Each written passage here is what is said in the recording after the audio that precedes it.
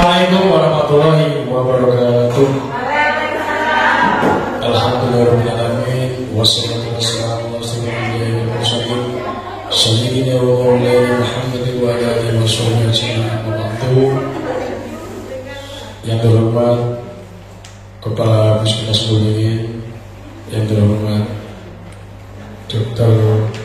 Agus Sutanto yang dalam ini akan diwakili oleh Orator Agung, yang terhormat Ibu KTU, Ibu Husnul Khotimah, dan teman-teman semuanya yang berbahagia, keluarga besar Puskesmas Bulungan.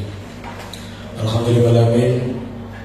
Pagi hari ini kita akan melaksanakan Bhinneka Karya, tentunya dalam keadaan sehat walafiat, tidak sekurang satu apapun. Salawat telah tercurahkan kepada baginda Nabi Muhammad SAW yang kita anggap syafati yaumil akhir. Saya di sini sebagai pembicara akan membacakan susunan acara pada Bhinneka Karya pada pagi hari ini.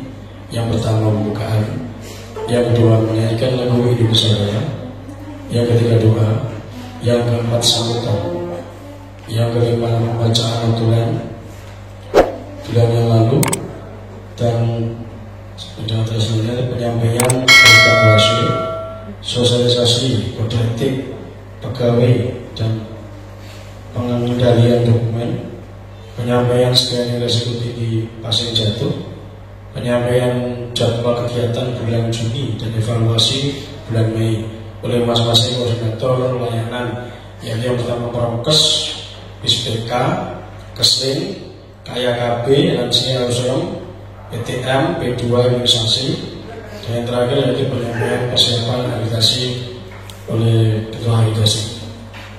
Untuk mempersingkat waktu, marilah acara Bhinneka Karya pada pagi hari ini kita buka dengan bacaan Al-Fatihah. Al-Fatihah.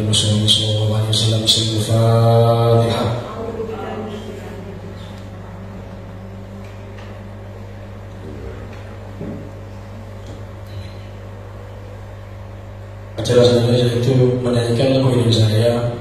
Mohon hadirin dipersilakan untuk berdiri. Dan yang bertugas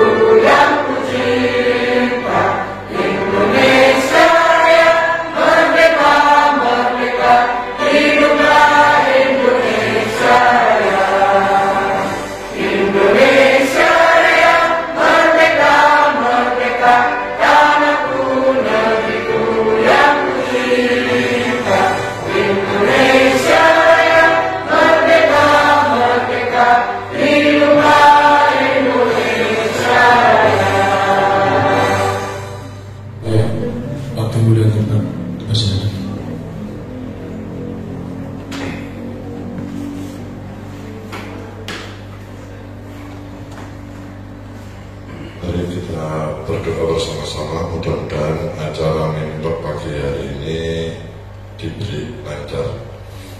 Bila hadrat Nabi Mustafa Muhammad sallallahu alaihi wasallam wa alihi washabihi wa alihi wa tabi'in Fatihah.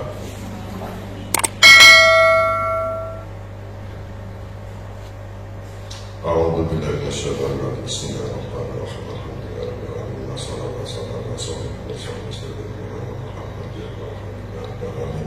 Allahumma salli wa sallim wa barik ala sayyidina Muhammad wa ala alihi kama la nihayata li kamalika hatta Allahumma inni as'aluka al-huda wa tuqa wal afafa wal ghina ashhadu an la ilaha illallah astaghfirullah wa as'aluka al-jannata wa a'udzu Allahumma innaka afuwwun tuhibbul afwa wa'fu 'anna ya karim Rabbana atina fid dunya hasanah wa fil akhirati hasanah wa qina adzabannar subhana rabbika rabbil izzati amma yasifun wa salamun 'alal mursalin walhamdulillahi rabbil alamin barakatul Fatihah.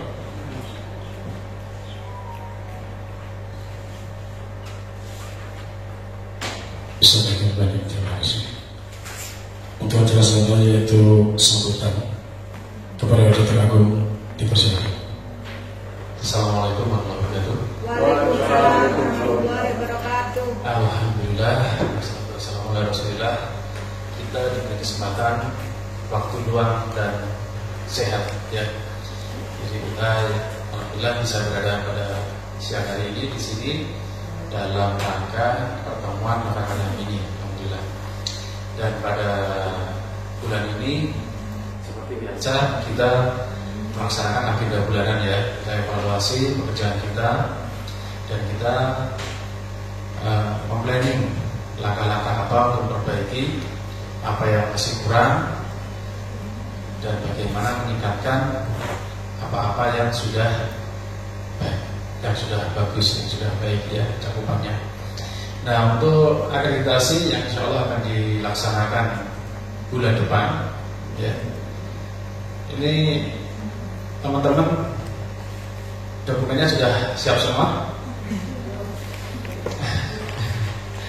Jadi kita punya waktu tinggal 1 bulan ya, jadi sudah benar-benar mepet ya, dan fasilitas kita sudah banyak sekali peningkatan ya, contohnya ruangan ini yang kita lakukan sebelumnya tidak secakep ini, alhamdulillah pada siang hari ini kita login dengan kondisi yang lebih bagus.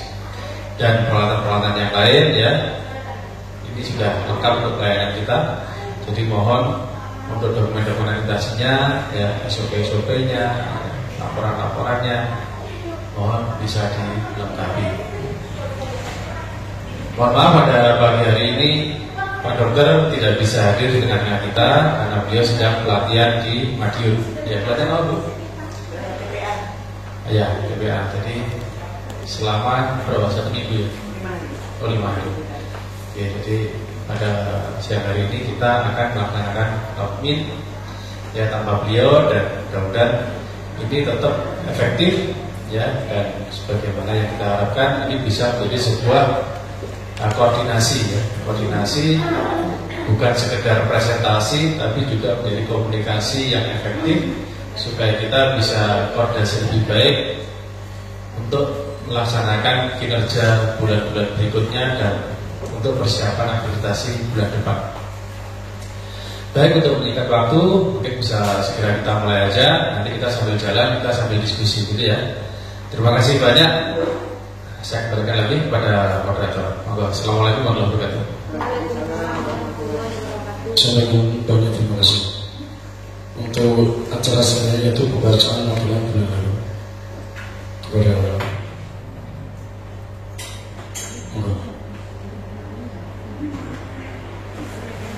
Terima kasih. Assalamualaikum warahmatullahi wabarakatuh. Pembacaan notulen bulan lalu. Notulen bulan lalu login dimulai jam 11 di aula ini dengan agenda pembukaan yang telah disertai doa dan sambutan oleh Kapus, di mana Kapus menyampaikan agar semua karyawan Puskesmas Sumberwingen segera berproses dalam akreditasi dan melengkapi dokumen-dokumen yang dibutuhkan, karena kerjaannya begitu banyak, dokumennya begitu banyak. Yang kedua adalah sosialisasi budaya kerja. Jadi budaya kerja itu yang harus kita kerjakan ada 5R. R yang pertama adalah ringkas, rapi, resik, rawat, dan rajin. Marilah kita mulai dari ruangan kita masing-masing untuk budaya 5R ini. Selanjutnya adalah safety briefing keselamatan pasien yang disampaikan oleh tim PPGD, yaitu keselamatan pasien saat gempa di ruangan. Selanjutnya adalah sosialisasi standar keselamatan pasien, yaitu standar keselamatan pasien ada hak pasien, hak mendidik pasien dan keluarga, hak keselamatan pasien dan risiko pelayanan, hak menggunakan metode-metode peningkatan kinerja, hak mendidik dan hak mendidik staf, hak melakukan komunikasi efektif. Selanjutnya untuk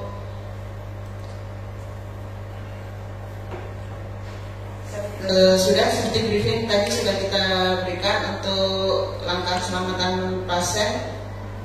Tujuan keselamatan pasien adalah membangun kesadaran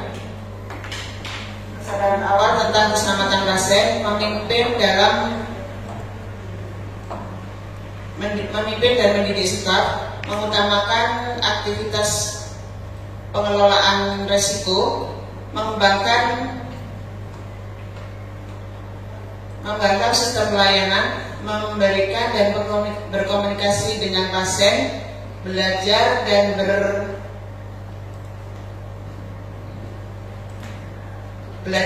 bertanya tentang keselamatan pasien. Yang kedua adalah mencegah cedera melalui implementasi sistem keselamatan pasien. Demikian notulen bulan lalu, Sumber Beringin 8 Juni 2023, tertanda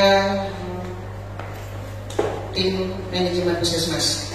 Assalamualaikum warahmatullahi wabarakatuh.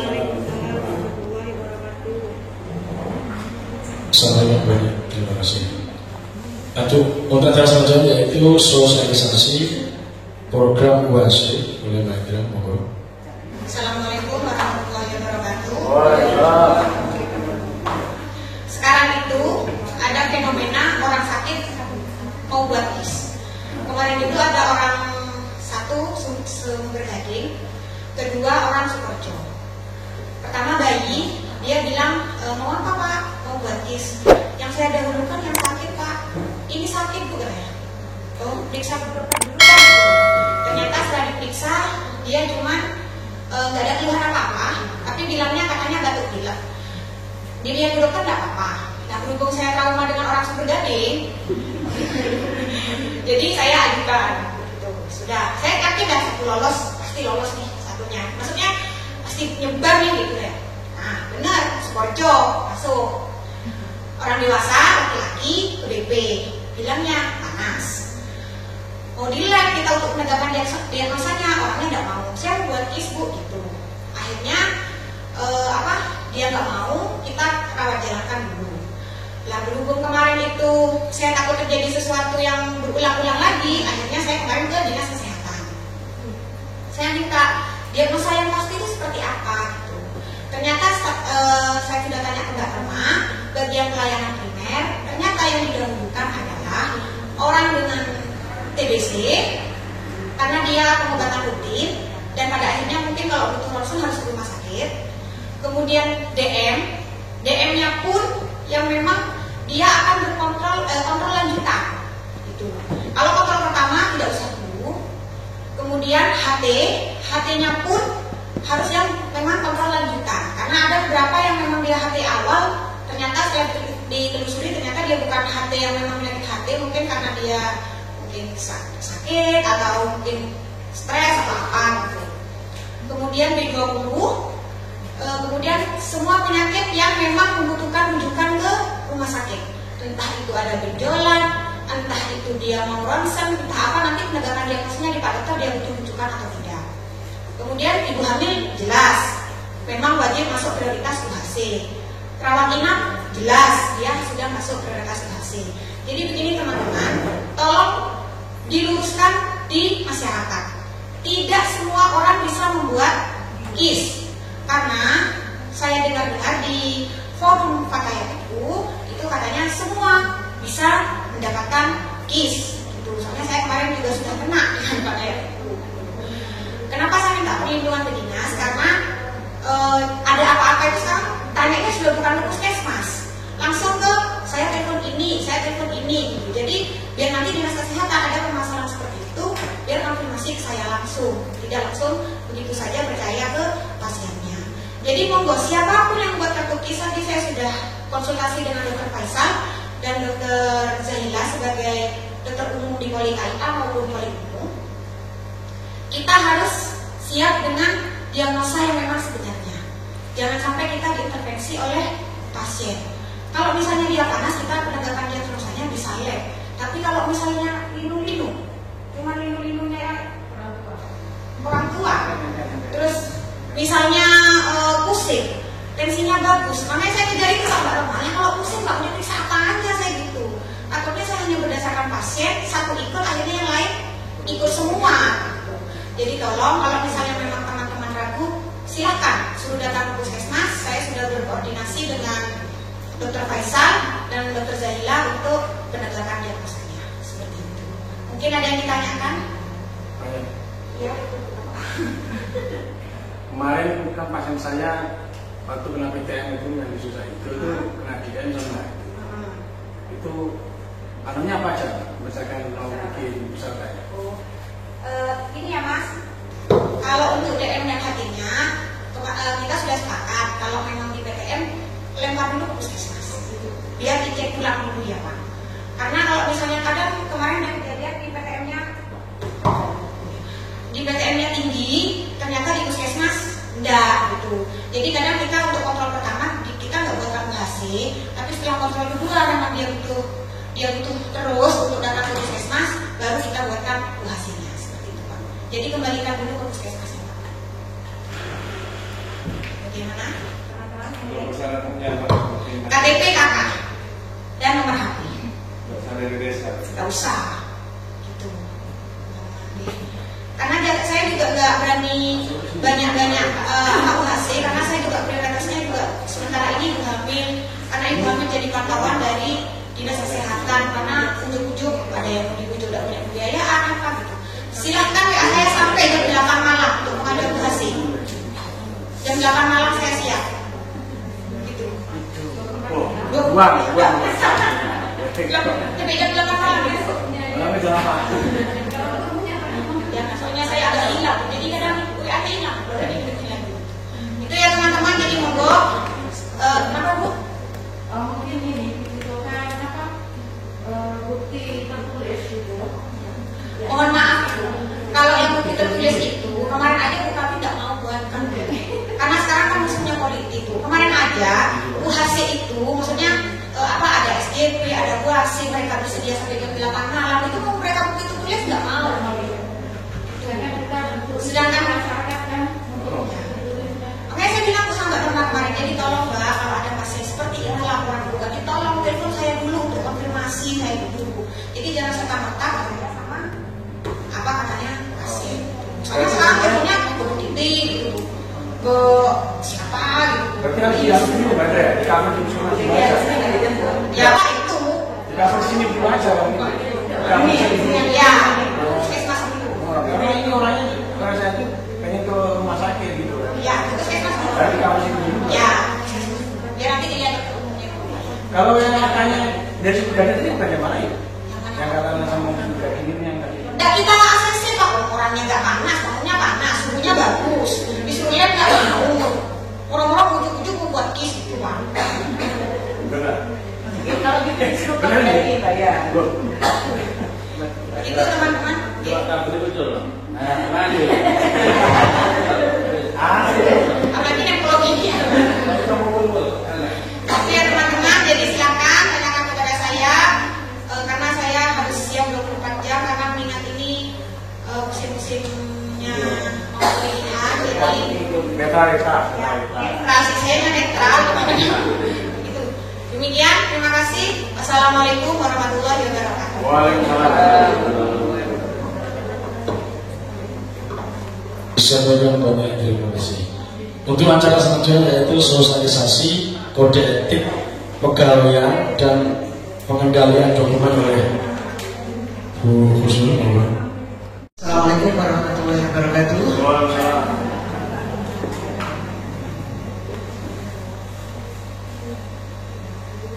Baik Bapak Ibu, pada pagi hari ini kami akan memberikan sosialisasi tentang kode etik perilaku pegawai di UPDD Wisma Sumberberingin. Jadi kode etik perilaku ini adalah yang harus dilakukan oleh semua pegawai.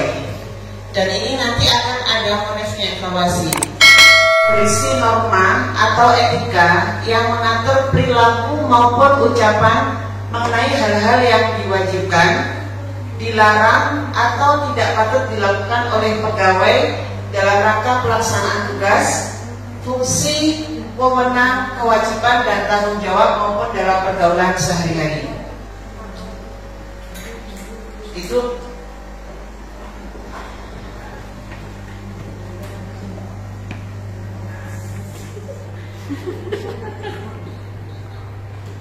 kode etik ini diambil dari kode etik perilaku pegawai di lingkungan Kementerian Kesehatan, juga kode etik dari perilaku tata nilai ASO di Mesuri. Yang kedua, setiap karyawan UPDD Wisma Sumberberingin wajib melakukan presensi manual dan SIPP. Itu ada kewajiban SIPP bagi yang PNS. Untuk selanjutnya, setiap karyawan harus memberikan pelayanan tepat waktu. Tepat waktunya sesuai dengan jam bukanya pelayanan di Wisma Sumberberingin. Kalau kita memang buka pelayanannya jam 8, ya kita harus hadir sebelum jam 8. Jam 8 kita sudah harus mulai pelayanan. Selanjutnya, setiap pegawai UPDD Wisma Sumberberingin wajib mematuhi peraturan internal Puskesmas dan menerapkan dalam perilaku sehari-hari. Jadi peraturan internal Puskesmas sudah pernah kami sampaikan di penandatanganan teman-teman kontra, juga pernah di teman-teman yang di Minilog sudah pernah kita sampaikan. Selanjutnya, setiap karyawan harus menerima kedatangan pengguna layanan dengan tatapan mata yang bersahabat dan memberikan 3S. Jadi teman-teman, jadi kalau selama ini Pak Agung menyampaikan kita tidak boleh pamit kepada pasien, ya kita harus ramah kepada siapapun. Yang pertama adalah kita berikan salam dulu siapapun yang datang, baik itu pasien, klien maupun pengguna yang lain. Kita sapa dan kita berikan salam. Salamnya bisa macam-macam, bisa assalamualaikum, bisa selamat pagi, apa kabar, itu adalah sapa dan salamnya. Assalamualaikum, selamat pagi atau apapun. Setelah itu sebutkan diri. Ini dengan Bu Husnul dari Puskesmas Sumberberingin. Ada yang bisa saya bantu, Bapak, Ibu, gitu ya. Jadi itu yang perlu kita mulai biasakan. Selanjutnya, setiap karyawan yang menerima telepon wajib menutup interaksi telepon dengan ucapan terima kasih dan ucapan salam serta sebut nama penerima layanan jika sudah tahu. Ketika telepon itu sudah selesai diterima, terima kasih Bapak. Kalau tadi kan menyebutkan beliaunya, umpamanya dari BPJS, atau siapa, Pak Arif dari BPJS, terima kasih sudah menelpon atau menghubungi kami, itu disebutkan namanya kalau memang sudah tahu namanya.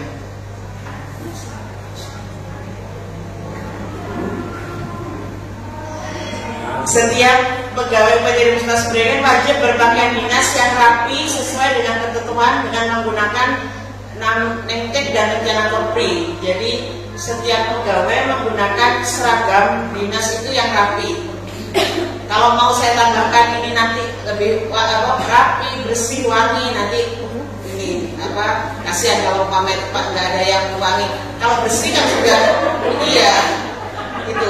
Karena bisa jadi ketika kita pelajari itu bisa disebutkan, jadi lebih detail.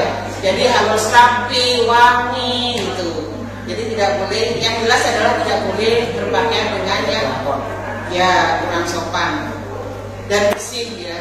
Sehingga ketika temannya berkumpul itu tidak menimbulkan enggak enak ya, pelayanan menjadi terganggu karena dengan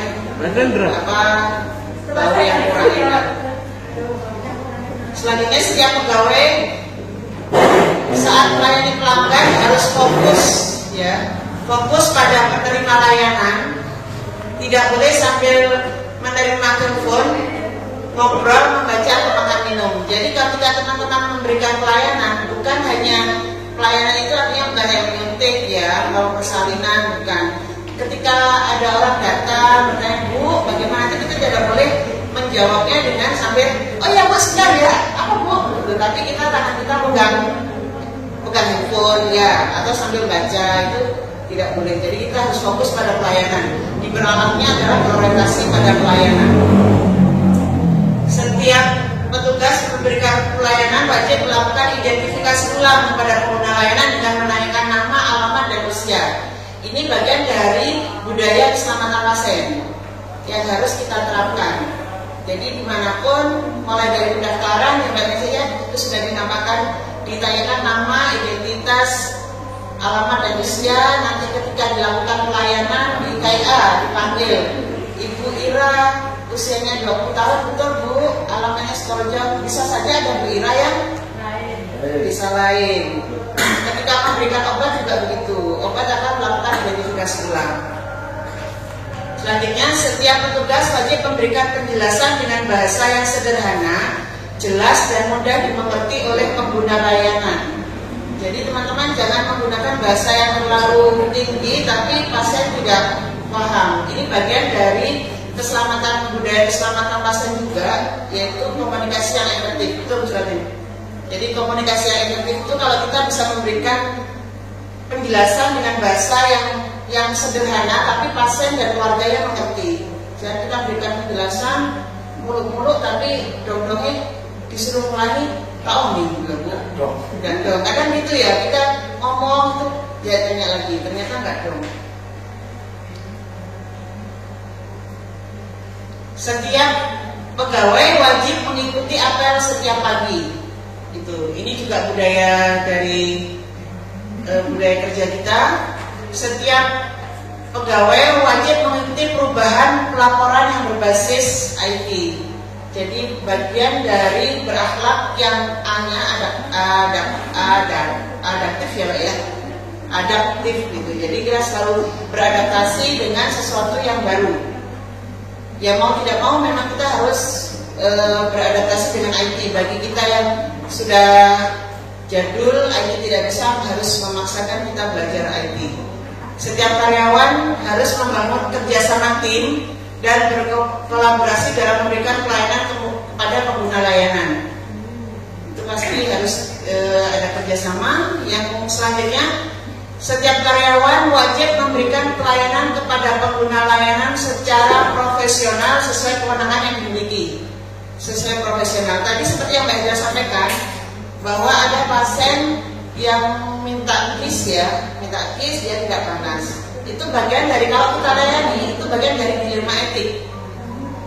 Itu masuk dalam laporan dilema etik nanti Bu. Ini ketuanya Bu Zaila. Karena itu kan sesuatu yang melanggar profesi kan. Itu secara SOP-nya itu kita tidak boleh memberikan. Kalau andaikan itu kita berikan, itu masuk dalam kasus dilema etik. Karena tidak sesuai kewenangan, tidak boleh kita berikan sebenarnya. Tidak ada urgensinya. Kalau ini khusus untuk yang di front office. Front office itu adalah orang yang pertama yang di depan ya, sebelum di pendaftaran. Di dalam ya, front office kita nggak ada, tapi kita tuliskan aja. Jadi untuk petugas resepsionis berada di counter resepsionis dan posisi berdiri saat menerima tamu. Kalau kita lihat di bank, untuk resepsionis ini tidak harus perempuan, tapi di bank itu satpam kan, jadi resepsionis di depan. Jadi beliau selalu berdiri di depan dan siap menyapa tamu yang ada. Yang kedua, petugas resepsionis tidak membiarkan counter resepsionis dalam keadaan kosong. Jadi tidak boleh meninggalkan tempat resepsionis itu tanpa ada orang. Selanjutnya, petugas resepsionis harus memperhatikan penampilan yang selalu prima dan menarik. Jadi tadi kita harus berpakaian dengan yang baik sesuai dengan waktunya. Untuk yang petugas loket, kode etik perilaku yang wajib dilaksanakan adalah Satu, di samping semua yang tadi ya, itu untuk keseluruhan. Untuk yang loket, petugas berada di loket pendaftaran. Petugas tidak membiarkan loket dalam keadaan kosong atau tidak ada petugas. Yang ketiga, petugas loket memberikan informasi antrian yang jelas kepada penerima layanan. Contohnya ketika itu sudah masuk antrian, itu diberikan ibu nomor sekian. Ya. Dan karena mesin antriannya itu tidak tahu, itu tidak bisa difungsikan atau bagaimana? Kalau butuh kabel harusnya kan bukan sesuatu yang besar ya dokter ya. Harusnya segera bisa dipergunakan. Kalau memang itu butuh kabel, Mbak saya segera koordinasi. Ya. Nanti saya tidak tahu itu. Kalau memang butuh kabel nanti kan ada bisa minta dana ke bursa. Karena di mesin antrian kan masuk dalam rekam medis elektronik dokter ya, RME itu masuk dalam EP-nya di babnya ini, bab UKP masuk Mbak ya. Jadi kalau memang itu sekedar kabel, mohon segera koordinasi ke bursa atau ke Mas Beni, tanya Mas ini muka harus hidup gitu ya caranya. Kalau memang itu sekedar kabel. Yang kedua, yang ketiga, loket memberikan pelayanan sesuai antrian. Nah, nanti kalau memang itu sudah mesin antriannya berjalan sesuai mesin antrian. Kalau kemarin kita coba koordinasi dengan teman-teman itu kita kasih nomor dulu. Tapi kalau sudah ada mesin antrian, kenapa harus dikasih nomor? Gitu. Selanjutnya, petugas loket memberikan informasi kepada pengunjung untuk memberikan pelayanan prioritas kepada lansia, anak-anak dan pasien gawat darurat. Jadi ketika ada pasiennya banyak kan sih ya, tapi ada lansia itu tolong diprioritaskan, disampaikan ibu-ibu, bapak, mohon maaf antriannya ini kita selah karena ini ada lansia yang harus dilayani terlebih dahulu. Jadi minta mohon maaf dulu disampaikan. Karena yang kita prioritaskan itu adalah lansia dan anak-anak dan pasien gawat darurat. Kalau pasiennya cuma sekedar batuk, pilek, mungkin bisa ini di antriannya bisa digantikan oleh yang lebih di pasien-pasien prioritas. Anak-anak atau belum prioritas? Disabilitas Bisa. Anak-anak apa belum prioritas? Disabilitas dia. Anak-anak saya itu nanti disabilitas. Tapi hilang juga ya. Jadi anak-anak Dari yang kayak tidak ganti disabilitas. tapi anak-anak sih rewel mungkin nggak Ya, mungkin. kooperatif lah itu mungkin. Yang disabilitas yang ini mbak saya jadi yang ada cacat gitu, jadi disabilitas. Selanjutnya petugas loket memperhatikan urutan kedatangan pengunjung yang dilayani sesuai urutan. Ya kalau sendirian karena banyak saya lihat orang kesusun robot nggak tahu ya. Kalau mesin antriannya itu nanti bisa dipergunakan, tabelnya ada, kan tinggal memanggil nomornya aja. Antrian nomor 1, nomor 2 gitu ya. Jadi tadi ini berarti mesin antriannya katanya belum dipergunakan karena tidak ada kabel. Jadi mungkin bisa diusahakan untuk kabelnya karena di belakang sebenarnya kabel banyak juga. Kabel minyak. Karena nggak ada kabelnya itu.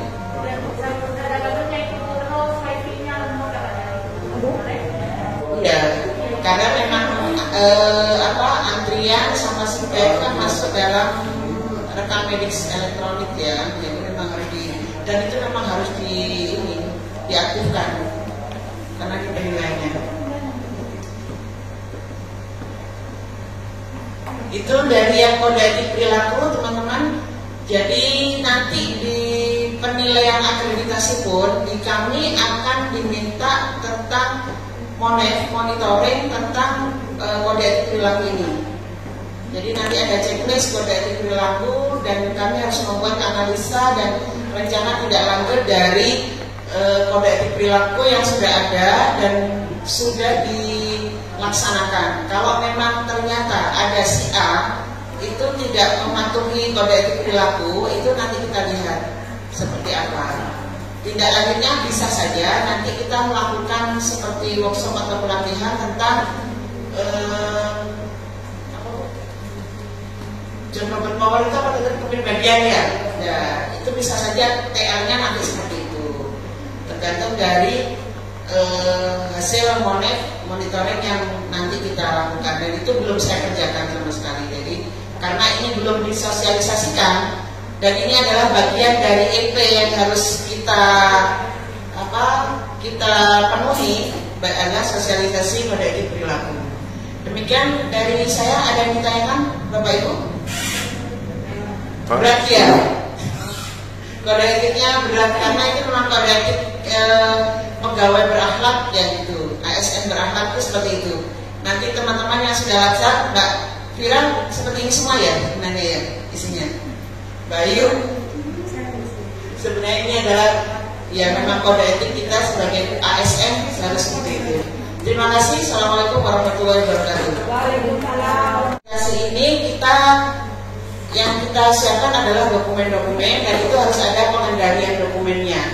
Itu pengendalian dokumen itu apa sih sebenarnya? Dokumen itu adalah data yang memuat informasi penting yang terkait pelaksanaan kegiatan di FKTP.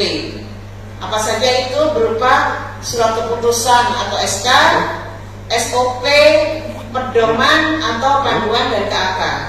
Apa bedanya pedoman dan panduan? Kalau pedoman itu adalah pedoman tentang banyak kegiatan. Kalau panduan itu hanya untuk satu kegiatan saja, itu panduan. Tahapan pengendalian dokumen yaitu 1. Mengkonsep dokumen, 2. Menerbitkan dokumen, 3. Mencatat dokumen, 4. Menggandakan dokumen, 5. Mendistribusikan dokumen, 6. Merevisi dokumen, dan 7. Memusnahkan dokumen.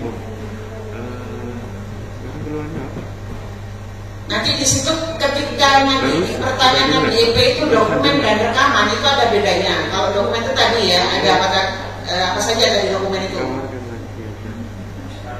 SK, SOP, panduan pedoman, dan umur berapa? KK regulasi ya, gitu. Jadi dokumen itu ada regulasinya di situ. Kalau rekaman adalah suatu catatan yang menyatakan bahwa suatu kegiatan telah dikerjakan atau suatu bukti bahwa kegiatan telah dilaksanakan. Pelaksanaan kegiatan di FKTP berupa 1. Notulen, 2. Hasil monitoring. Hasil monitoring itu bisa berupa checklist misi dan ditandatangani, buku kegiatan, hasil evaluasi kinerja, buku kegiatan, register, dan rekam medis. Jadi seperti kegiatan pada pagi hari ini, mohon Bapak Ibu mencatat di bukunya masing-masing. Lah, itu nanti dipertanyakan kegiatannya. Ketika di EP saya dipertanyakan, apakah sudah dilakukan sosialisasi tentang kode etik perilaku? Sudah, Bu. Mana buktinya? Di notulen login, oke. Terus mana lagi? Ada, kalau notulen login mesti kita buat. Di buku kegiatan coba siapa? Ibu-ibu ini dilakukan enggak? Ya, mana buktinya? Buku kegiatannya mana? Nah, ya. Mohon teman-teman dicatat. Di buku kegiatan hari ini minilog di Puskesmas tanggal sekian. Kegiatan apa? Ada sosialisasi tentang kode etik perilaku. Salah satunya seperti itu. Jadi tulislah yang dikerjakan, kerjakanlah yang ditulis. Saya sendiri juga banyak yang tidak ditulis. Gitu. Di buku kegiatan untuk register banyak ya. Jadi rekam register rawat jalan, register KIA, register TB, register BP, ada di register KISI juga ada ya Mbak. Ada register di Kesing juga ada register pengaduan juga, itu masih banyak register. Untuk rekam medis kita sudah paham rekam medis itu, dan ada nanti rekam medis elektronik RME. Kalau ada pertanyaan rekam RME ada rekam medis elektronik, yaitu yang sudah itu deterjen. Jadi di antrian itu masuk di rekam medis elektronik. Next. Macam dokumen itu ada 5 teman-teman ya. Jadi ada dokumen asli, dokumen master, dokumen terkendali, dokumen tidak terkendali, dan dokumen kadaluarsa. Gitu. Ketika mengkonsepkan dokumen, teman-teman sekarang sudah membuat ada SOP, ada KAK, ada pedoman panduan kan dari masing-masing. Itu kita harus sesuai dengan pedoman tata naskah yang sudah ditetapkan. Jadi contohnya buat kakak seperti apa sih? Sudah saya share kan? Jadi sudah saya potong-potong. Cara membuat SOP seperti apa, KAK-nya seperti apa, modelnya itu sudah saya sampaikan ke teman-teman baik di grup UKP, UKM maupun di grup puskesmas. Karena format dokumen itu harus seragam teman-teman. Satu puskesmas dari UKP, UKM semua itu harus sama. Kalau di pedomannya itu kemarin A, habis itu 1.1 semua satu puskesmas harus A 1.1. Tapi kemarin sudah kita revisi ya, bukan A tapi jadi bab 1.1.1 gitu. Jadi tidak ada A-nya, itu sudah kita revisi. Betul Mbak Fitri? Ya. Awal ada hurufnya. Yang kedua, selanjutnya sebelum dicetak perlu dikoreksi ulang. Jadi untuk yang teman-teman di UKP, UKM juga setelah selesai dokumen itu semua masukkan dalam folder. Foldernya kan sudah kita share sebenarnya. Itu masukkan di folder masing-masing di bab 3, bab 2, bab 4 atau bab 5. Kalau UKM itu ada bab 2 dan bab 4. Setelah dimasukkan folder nanti dikoreksi ulang di situ. Ada kesalahan tulis atau enggak, baik tanggal, redaksi atau tidak sesuai dengan format tata naskah. Karena terus terang memang kita akreditasi ini kan kita ngambil dari miliknya siapa, mopas siapa, lah mopasnya nanti tanggalnya belum diganti, tempatnya namanya siapa, itu perlu dilakukan koreksi dulu sebelum itu dicetak. Jika sudah tidak ada kesalahan, dokumen siap dicetak dan diterbitkan. Tapi ini masih ada tahapannya. Cara mencetak dokumen kalau nanti setelah dari masing-masing itu nanti akan kita jadikan satu di admin. Nanti untuk pengendali dokumen ini saya minta kepada timnya adalah Mbak Indra, Mbak Fitri dan Mbak Hini untuk pengendali dokumen. Saya mau ngajak teman-teman yang laki juga ini, tapi ini iya bawahnya ketawa. Jadi ini karena ini urgent, karena di dokumen itu ada di pengendali dokumen itu yang nanti penting di situ. Jadi di dokumen itu setelah masuk semua dimasukkan di admin dulu. Misalnya kan selama ini tanya ya kapan dokumen itu dicetak. Kalau udah betul itu nanti akan dicetak 2. Jadi di print 2, yang satu master, satu asli. Jadi 2 dulu.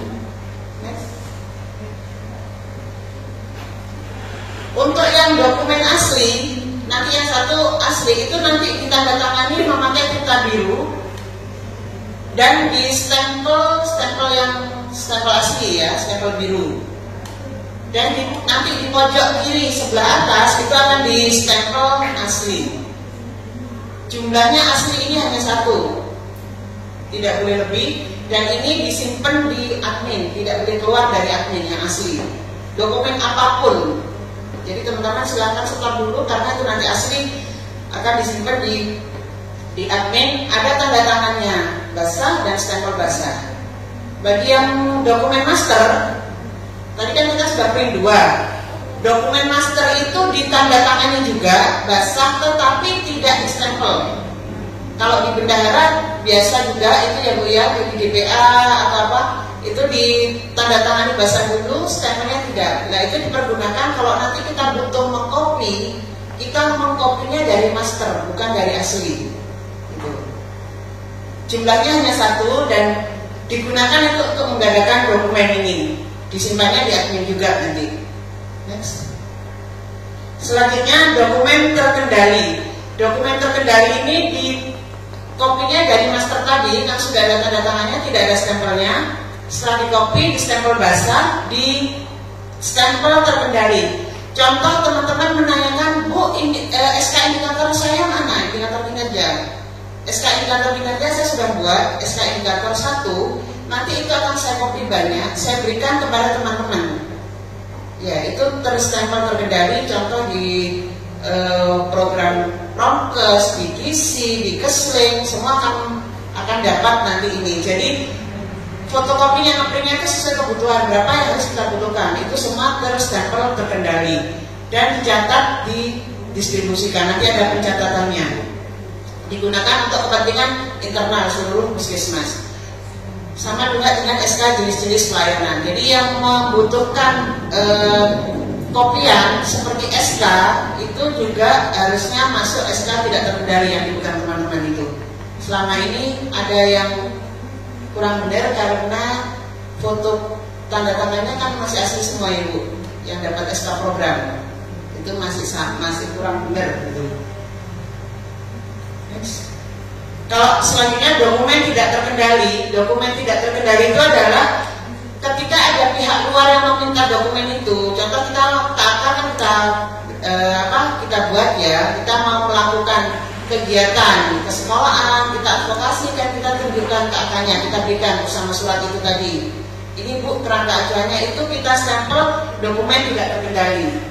Jadi dari dokumen yang terkendali tadi sudah difotokopi, di stempel tidak terkendali, itu nanti kita berikan kepada pihak luar. Itu dokumen tidak terkendali. Dan ini tidak usah dicatat nanti Bu Hendra dan Mbak Putri ya. Kalau yang tidak terkendali, kalau yang terkendali harus dicatat, ada registernya. SK tentang indikator ini ke siapa saja, itu dan berakhirnya kapan SK ini, itu yang terkendali. Kalau tidak terkendali tidak perlu dicatat.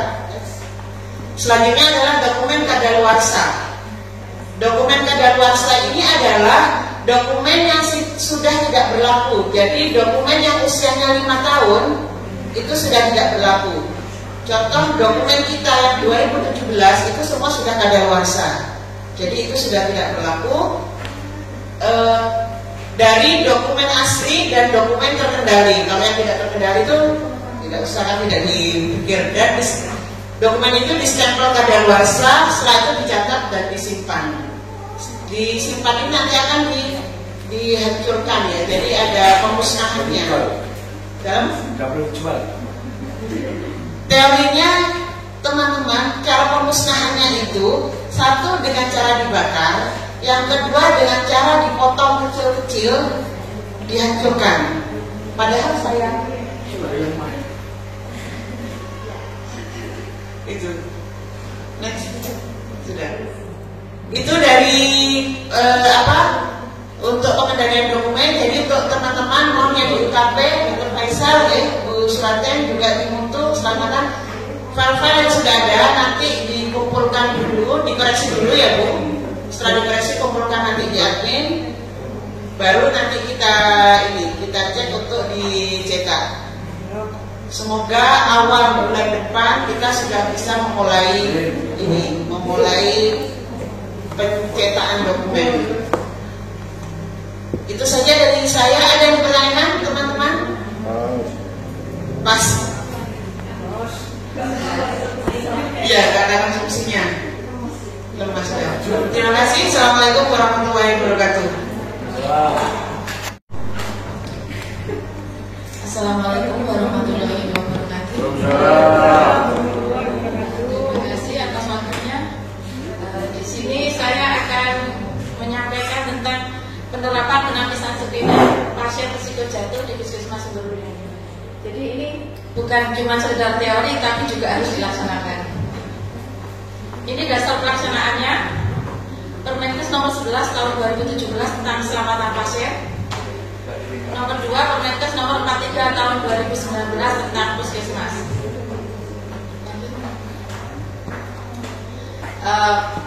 Ini yang disampaikan Dr. Faisal ya, menjelang bulan lalu. Sasaran keselamatan pasien adalah 1, mengidentifikasi pasien dengan benar dimanapun pelayanannya. Jadi kalau misalkan pasiennya kadang bosan ya, ini kejadian waktu di obat, ditanyakan sama Mbak Arini, ibu namanya siapa? Ya tadi sesuai yang dipanggil gitu. Jadi pasien itu merasa bosan ditanyain terus tentang namanya, gitu ya. Jadi komplain, tapi harus kita jelaskan lagi, Ibu harus dijawab karena ini untuk mendata ulang supaya tidak ada kesalahan, itu ya dijelaskan ya. Yang kedua, meningkatkan komunikasi yang efektif. Jadi komunikasi yang efektif ini bukan cuma dengan pasien, tetapi lebih ditekankan sesama petugas, itu ya. Bagaimana kita operan dengan teman piket kita, terus dengan konsul dengan dokter, konsul waktu mau merujuk pasien, ya itu. Dan ini ada formatnya ya, komunikasi efektif memakai SBAR. Ya. Tolong yang dirawat inap sudah, yang di KIA bagaimana? Kalau konsul harus ada formatnya SBAR. Kapan hari formatnya sudah saya kasihkan Bu Rosa, sudah dilaksanakan apa belum? Karena format itu harus minta tanda tangan dengan dokter rumah sakit. Sudah ya? Sudah satu paket dengan rujukannya. Kalau misalkan konsulan harus tercatat di rekam medisnya. Formatnya sama dengan SBAR itu, tapi dicatat di RM bahwa jam sekian, tanggal sekian, jam sekian konsul dengan dokter siapa, ya. Situasinya apa gitu, SBAR itu dah formatnya ya. Nanti ya, backgroundnya apa gitu, riwayat. Ya. Termasuk rekomendasinya itu ya. Kalau kemarin itu saya ini juga masih belajar ya, jadi lihat-lihat di YouTube itu ya. Jadi langsung dibuatkan format. Kita langsung pelaksanaan. Karena semakin kita tunda pelaksanaan, semakin tidak terbiasa. Akhirnya nanti tidak tahu. Ya. Kemarin langsung dilaksanakan aja, cuma beberapa hari jalan, nanti 1 minggu selanjutnya tidak jalan lagi. Ya mungkin kan karena kita juga sibuk, lupa, ada operan gitu ya. Termasuk operan dengan perawat jaga itu, bidan jaga operan dengan misalkan ya bidan piket pagi, nanti operan dengan yang jaga sore atau malam. Di buku operannya sekarang, buku laporannya formatnya diganti ya, pakai SBAR juga. Berarti karena telusurnya ke sana. Kalau kemarin kan nyonya ini kondisinya begini sudah ya. Jadi bukunya dikasih garis-garis itu formatnya subjek apa, situasinya bagaimana, backgroundnya bagaimana gitu. Ya. Rawat inap mulai kemarin. Karena ilmunya juga baru ini ya. Kemarin SBAR cuman saya nggak paham juga. Iya, itu. Baru kemarin. Iya, kan saya sosialisasi dulu, saya pelaksanaan ya. Karena kalau tidak segera pelaksanaan, kendalanya itu tidak ketemu nanti. Gitu ya. Yang ketiga, meningkatkan keamanan obat-obatan yang harus diwaspadai. Ya, ini di apotek ya. Terus nomor 4, memastikan lokasi pembedahan yang benar, prosedur yang benar, pembedahan pada pasien yang benar. Jadi sebetulnya ini kalau di puskesmas tidak seberapa bisa dilaksanakan karena kan pembedahannya di puskesmas jarang sekali dilaksanakan ya. Kita melaksanakan tindakan kan karena sudah ada yang cedera, yang luka robek gitu ya. Jadi nggak usah ditandai, mesti sudah pas sebetulnya ya. Tetapi ini juga harus ada dokumennya setiap tindakan yang dilaksanakan. Misalkan kalau mau pasang, kalau di KIA implan ya. Jadi itu harus ada penandaan di mana tempatnya, terus harus terdokumentasi di rekam medisnya. Yang kelima, mengurangi risiko infeksi akibat perawatan kesehatan. Ya. Terus yang mau kita bahas sekarang, mengurangi risiko cedera pasien akibat jantung. Ya, makanya saya kasih tanda merah. Lanjut. Maksud dan tujuannya ya, fasilitas pelayanan kesehatan mengembangkan suatu pendekatan untuk mengurangi risiko pasien cedera karena jatuh. Yang kedua, jumlah kasus jatuh menjadi bagian yang bermakna penyebab cedera. Yang ketiga, fasilitas pelayanan kesehatan perlu mengevaluasi risiko pasien jatuh dan mengambil tindakan untuk mengurangi risiko cedera bila pasien jatuh.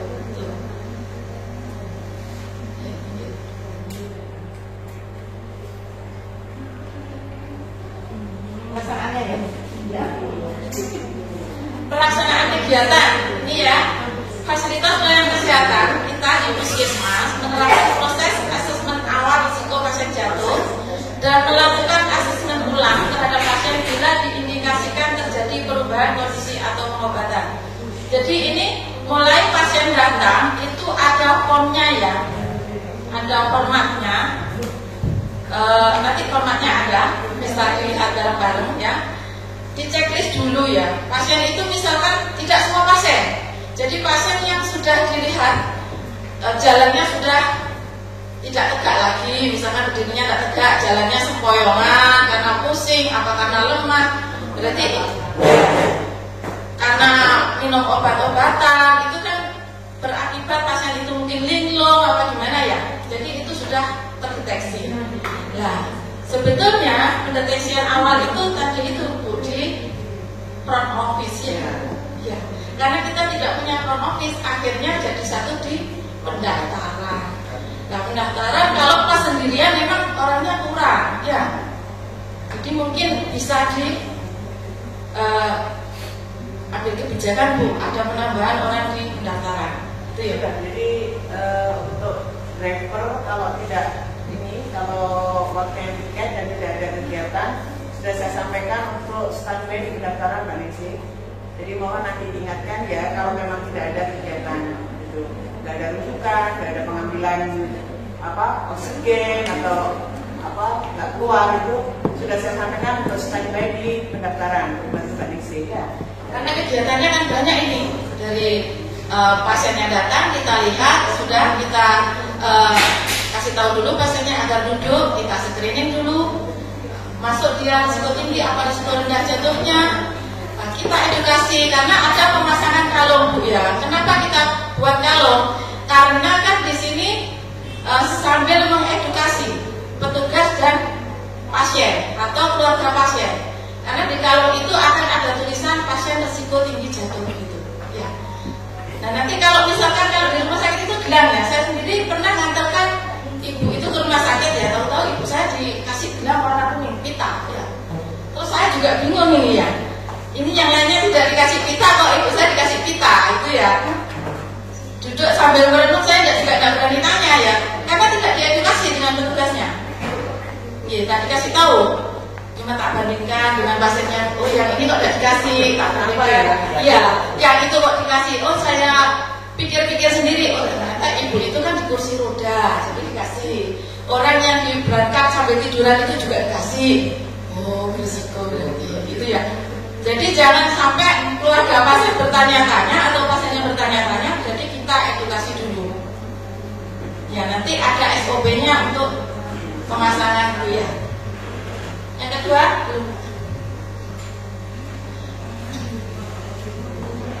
langkah diterapkan untuk mengurangi risiko jatuh bagi mereka yang pada hasil asesmen dianggap berisiko ya. Jadi yang kita kasih kalau warna kuning itu yang risiko tinggi ya. Yang risiko yang tidak berisiko atau risiko rendah cuma kita edukasi saja yang risiko rendah ya.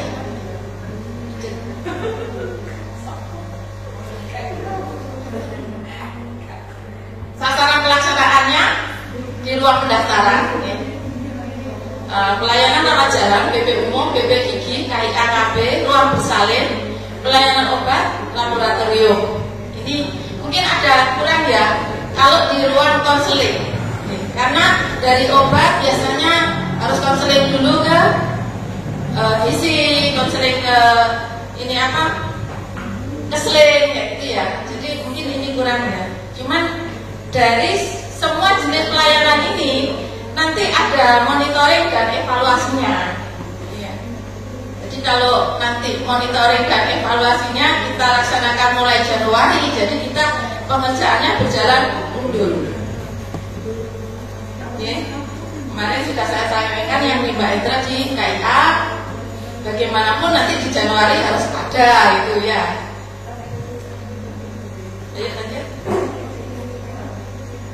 Sistem pelaksanaannya sesuai dengan SOP ya. Ini ada SOP penampilan pasien risiko jatuh di rawat jalan, UGD, rawat inap. Dan di terakhir ada monitoring dan evaluasinya.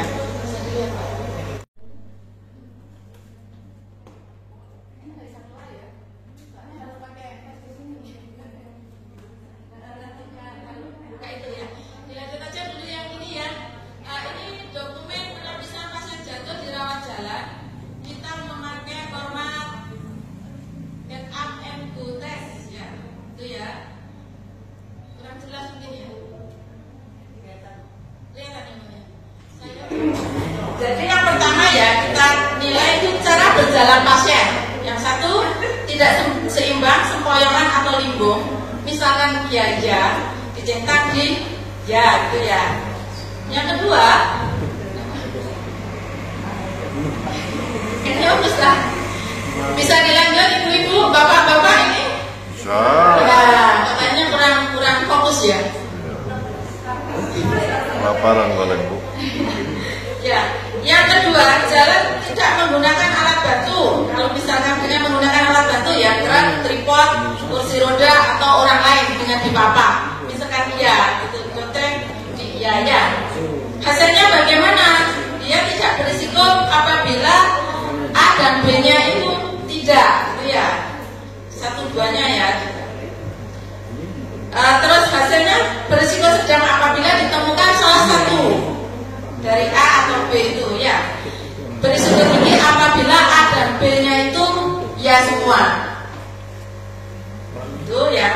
Terus untuk tindakannya apa? Bila tidak berisiko tidak ada tindakan ya. Hasilnya biasa, dilayani seperti biasa. Tetapi apabila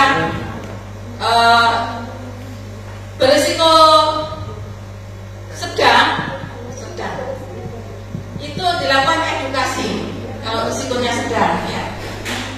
Apabila risikonya tinggi dipasang pita kuning dan dilakukan edukasi. Iya. Dan pita kuning itu nanti dipasangnya di pendaftaran dan itu dibawa pasien sampai selesai dia pelayanan dan berakhir di pelayanan yang terakhir kalungnya itu akan dibuka. Itu ya. Nah, permasalahannya kemarin setelah dilaksanakan ada kesepakatan kalau bukanya di obat. Nah, ternyata pasiennya kemarin tidak membutuhkan obat karena membutuhkan rujukan saja. Nah, itu ya. Makanya saya sempat bingung, aduh, ini kalungnya kalau dibawa pulang mau dipakai terus gimana gitu ya. Nah, ternyata sudah dibuka di ruang BB. Mungkin itu ya. Jadi semua nanti yang kelihatan pasiennya ada pita kuning termasuk petugas pun juga harus perhatian gitu ya. Jadi tugas yang menyeleksi ini tugas loket. Karena yang menerima pasien pertama kali. Siap, sudah berjalan ini. Sudah berjalan. Ya sepertinya siap-siap nggak siap dokter. Saya harus ditambahin tenaga. Iya, memang butuh tenaga. Karena si pelayani harus mengedukasi, harus memasang itu dokter. Maksud dari tanda tadi juga perlu dilakukan biar pasiennya nggak dicopot. Ya makanya ada edukasi dulu kan. Tidak ujuk-ujuk dipasang gitu. Terus ini tanda ini fungsinya hanya untuk pada saat hari itu saja atau untuk menjadi peringatan untuk kunjungan berikutnya juga? Ini dokter, apabila dia ditemukan risiko tinggi ya, selain dikasih kalung, di rekam medisnya dikasih stiker warna kuning, rekam medisnya pasien. Stiker atau tulisan kode? Stiker warna kuning. Ada stikernya? Ada, sudah saya siapkan. Yeah. Jadi semua nanti di pelayanan tahu kalau ada stiker warna kuning, orangnya pakai kalung kuning, ya dia berisiko tinggi jatuh. Gitu. Mungkin ada lagi pertanyaan yang lain? Untuk checklist untuk mengetahui bahwa ini sudah dilaksanakan dengan baik apa enggak, saya kan punya. Checklistnya punya dokter, formatnya sudah ada. Cuman makanya ini kan kita mau evaluasi, monitoring dan evaluasinya kan mulai Januari dokter.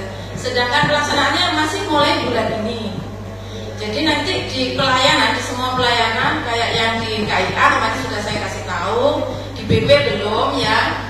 Nanti mengira-ngira pasiennya dengan diagnosa ini yang berisiko jatuh kan apa toh orang yang kesini pakai kursi roda, termasuk istrinya Pak Sito kayak gitu ya, kunjungan di bulan apa, ya itu memang harus kita cross check dengan loket, nanti dikasih stiker di rekam medisnya. Yang lain mungkin dari sini ada yang ditanyakan? Bu, itu di kan apa? Nanti kita dapat itu rekam medisnya kuning itu bulan. Itu nanti kita di registernya ada tanda juga, bukan tiap bulannya itu kita rekap gitu. Monggo kalau tanda, kalau di ini panduannya tidak tidak ada ya. Tetapi kalau misalkan untuk menandai di setiap pelayanan, maka ditandai sendiri tidak apa-apa. Apa dikasih warna kuning, apa dilingkarin saja, bagaimana? Kayu kuning juga nggak apa-apa kan? Hijau kuning. Atau apa pakai stipo gitu ya? Pasiennya jalan, pasien gampang laporan tanda itu. Apa itu? Merah ya kayaknya itu ya. Melawat soalnya. Bukan keselamatan pasien, keselamatan petugas. Keselamatan petugas aja. Tidak makan cepat. Keselamatan petugas. Ini ya kemarin hasilnya ini, jadi kita mungkin butuh banyak niat. Kalau yang lebih rumit sebetulnya di UGD sama di rawat inap dokter, karena pasien UGD itu kita bednya kan cuma satu yang bisa untuk ini apa keamanan pasien. Terus untuk penandaan kalau pasien UGD kalau kita pakai kalung ya ribet juga loh. Ya jadi mungkin kita pakai stiker untuk di tempat tidur atau di atas ya temboknya gitu, mungkin seperti itu. Dan nanti screeningnya beda lagi, bukan pakai format yang ini dokter. Iya kayak rawat inap juga gitu. Iya. Jadi bukan pasiennya yang ditandai tapi tempat tidurnya dan bilangnya sebetulnya, bilang identitas itu. Ya. Tapi untuk pelaksanaan bilang kesulitan sekali untuk pelaksanaan itu. Itu banyak lagi selesai. Ya. pengadaan belanja. Ada, sebetulnya ada dokter. Gelangnya ada. Cuman kita kan kalau di rumah sakit mungkin kita bisa cetak ya, untuk namanya itu langsung cetak keluar kita tempel ya. Yang kita itu kita harus tulis pakai pulpen dan itu mesti buram dan luntur. Iya. Ya kalau di rumah sakit kan kayak gitu mas, Iya. Mungkin perlu diusulkan untuk stiker. ya stikernya itu. Bu Adi mungkin untuk keselamatan pasien. Kita lanjut. Nah ini untuk yang di UGD sama di rawat inap ya. Pakai skalanya kita pakai skala Mohs untuk orang dewasa. Ya. Ini jadi riwayat jatuh ada apa enggak gitu ya. Kalau tidak ada nilainya 0. Kalau misalkan iya nilainya 25. Jadi semua itu nanti kalau ada semua ada nilainya ya, skornya terhitung berapa gitu ya. Sampai di bawah ada interpretasi skornya. Misalkan kalau skornya 0 sampai 24 itu tidak ada risiko. Jadi kita melayani dengan pelayanan standar gitu ya. Tapi kalau sudah nilainya skornya 25 sampai 50 itu masuk risiko rendah. Lakukan pencegahan jantung secara standar. Kalau risiko tinggi, nilainya lebih dari 51, lakukan intervensi pencegahan risiko tinggi, itu ya, udah itu aja. Ya lanjut. Ini untuk yang anak-anak pakai skala jatuh Humpty-Dumpty ini ya. Jadi sama nanti kita skor dari itu ya. Kalau skornya sudah, lanjut Pak. Nah skornya ini skornya 7. Maksimum 25 ya, minimumnya 7 ya. Kalau 7 sampai 11 itu risikonya rendah. Tetapi kalau di atas 11 itu termasuk risiko tinggi. Beda untuk anak dan dewasa.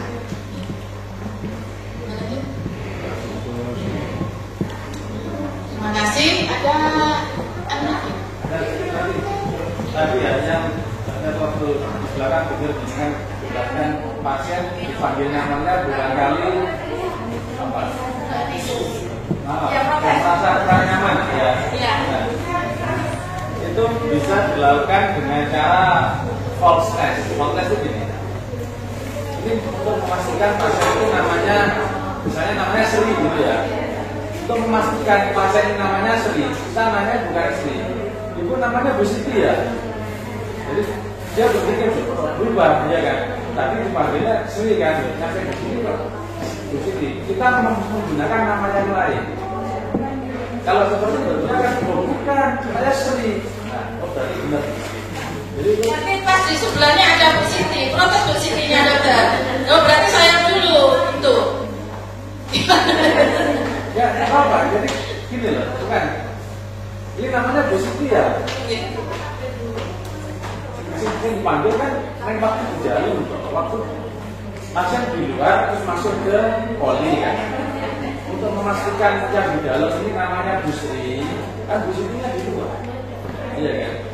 Iya Ya kan? kalau dia dipolin, tapi kalau yang diombat itu kan jejer ya. Jejer betul, masalahnya jejer. Jadi kalau ada pasien yang kita masih mikir mau marah-marah pasiennya orang juga itu.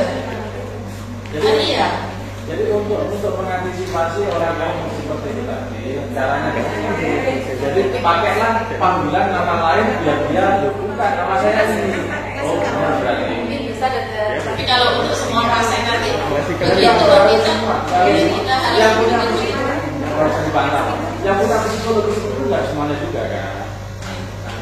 Silakan pilih ya, Iya kan? Ya, saya itu juga saya dengar sendiri masalahnya. Ya itu kan sudah dipanggil saya. Yang punya psikologis itu nggak semuanya kan. Iya juga. Makanya kita melakukan aplikasi. Saya sampai gini, udah ibu dijawab saja ya namanya ceritanya untuk apa supaya tidak ada kekeliruan. Memang di sana sampai juga ditanya, di sini ditanya, ini saya akhirnya. Ya mungkin teman-teman ada yang ditanyakan? Belas apa jelas? Jelas. Bukan dari 11. Ini kan kita juga sama-sama belajar ya. Jadi kalau misalkan teori yang saya terima kadang juga tidak sesuai dengan apa yang bisa dilaksanakan di sini. Jadi mungkin nanti ada perubahan dengan berjalannya waktu. Mungkin itu ya. Demikian apa yang saya sampaikan. Semoga ini bisa menjadi ilmu yang baik dan nanti kita laksanakan bersama-sama. Akhirnya pasien di puskesmas Sumber ini selamat semuanya. Saya akhiri, wassalamualaikum warahmatullahi wabarakatuh. Untuk acara selanjutnya penyampaian jadwal kegiatan bulan Juni dan evaluasi bulan Mei. Assalamualaikum warahmatullahi wabarakatuh. Sebelum evaluasi dokter, saya akan menyampaikan untuk evaluasi PSBK di puskesmas kita. Nah, ini untuk kakak tersebut total di bulan Juni ini ada 8.960 kakak yang sudah terukur. Jadi untuk kurangnya 4.439.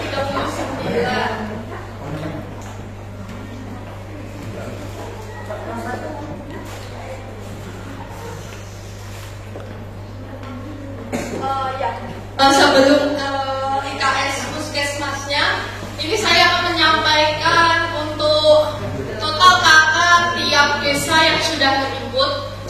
Di sini Rejo Agung masih 993 kakak yang terinput, Sukorejo 1767, Sukosari Kidul 1011,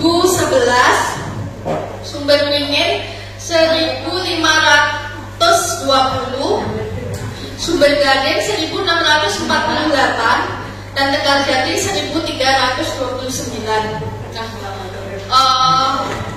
Dimohon untuk masing-masing desa tetap terus untuk menginputkan kakak di aplikasi SPK. Nah ini untuk IKS puskesmasnya dari terakhir yang dapat dilihat di Februari 2023 itu 0,19. Nah di Juni ini kita sudah perlahan naik di 0,20.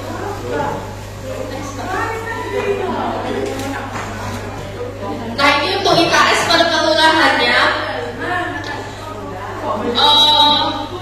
di Sumber Beringin untuk IKS-nya masih tetap 0,16, Sumber Gading dari 0,06 menjadi 0,15, kemudian Tegal Jati masih tetap 0,06.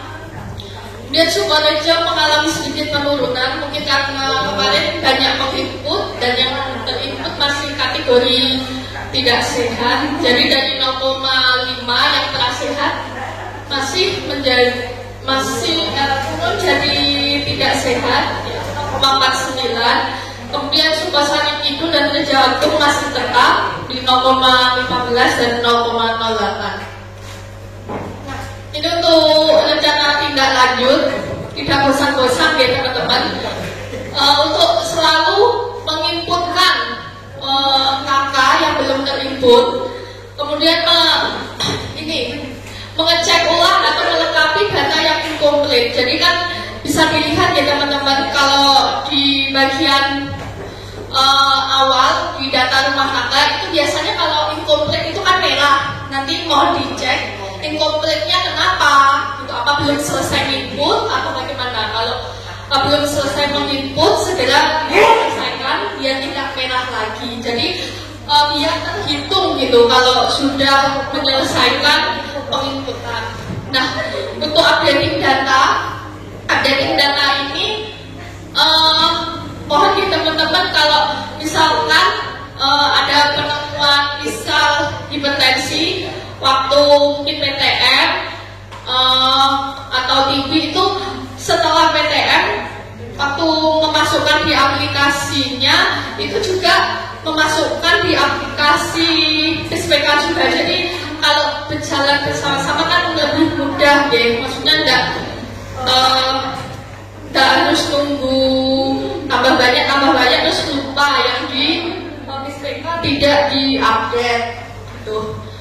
Nah, untuk TV juga karena kondisi sekarang yang TV itu lebih banyak di SPK-nya daripada di program. Jadi mohon bantuan teman-teman untuk mengupdate.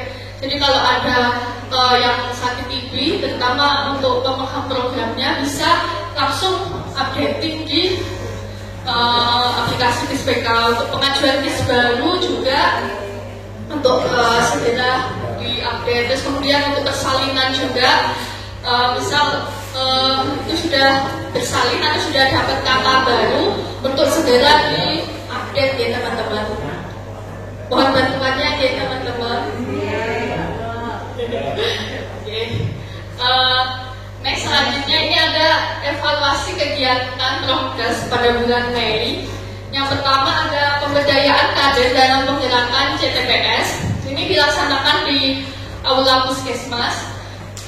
Evaluasinya dari ketepatan waktu ini masih kurang on time dari waktu yang telah tertera di undangan. Kemudian untuk sasarannya ini sudah lumayan bagus, ada 88% sasaran itu sudah hadir. Untuk hasil kegiatannya, pemaparan materi tentang CTPS, kemudian mempraktekkan langkah CTPS bersama kader. Ini sasarannya itu kader. Next.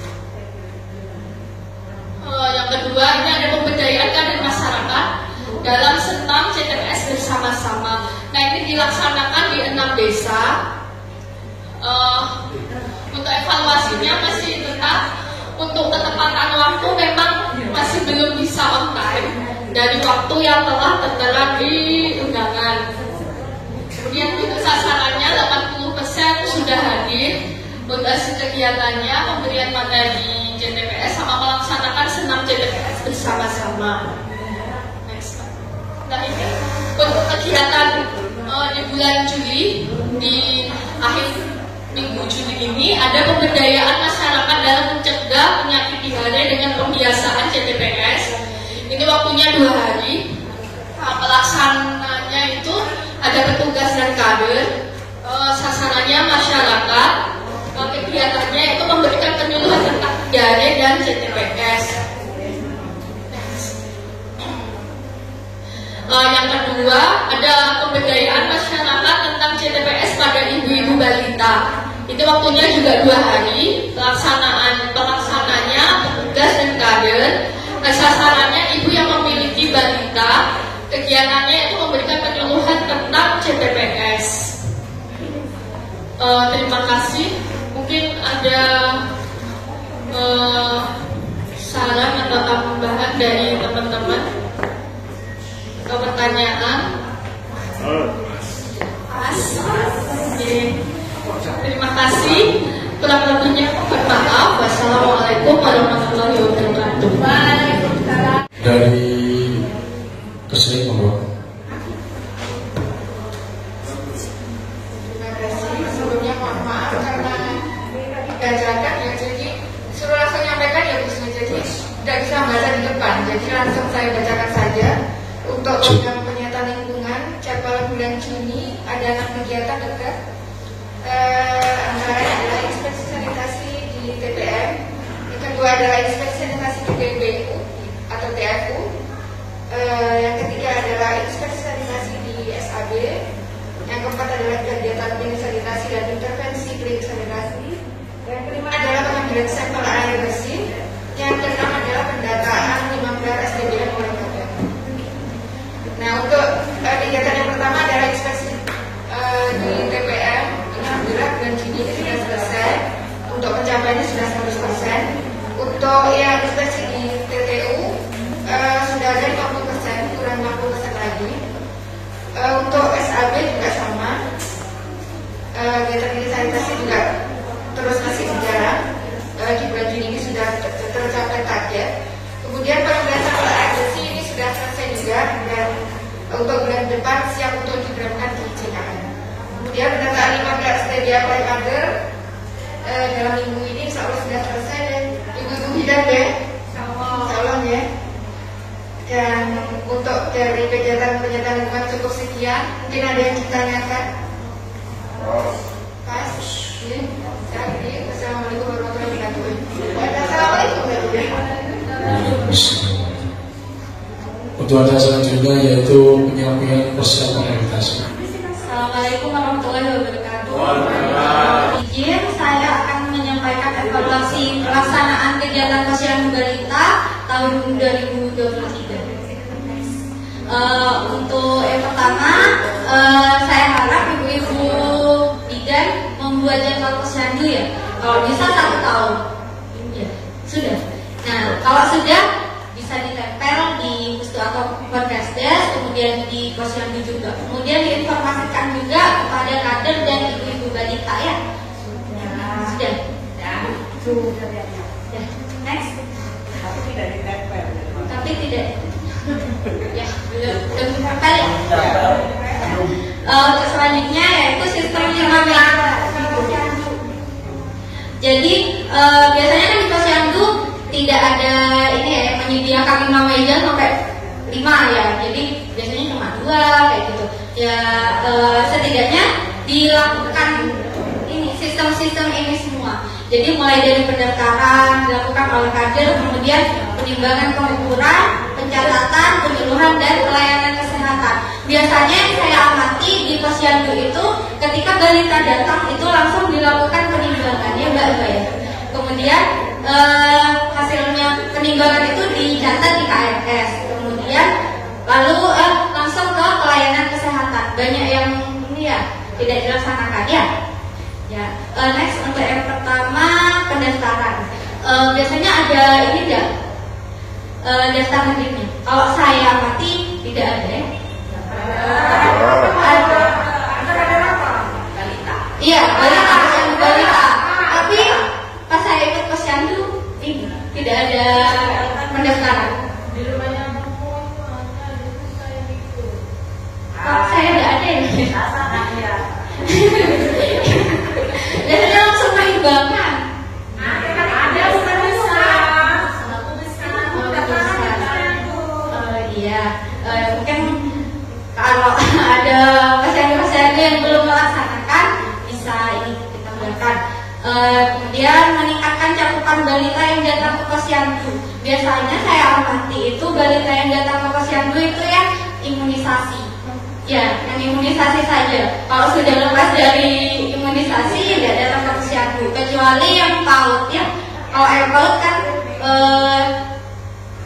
dilakukan. Iya betul.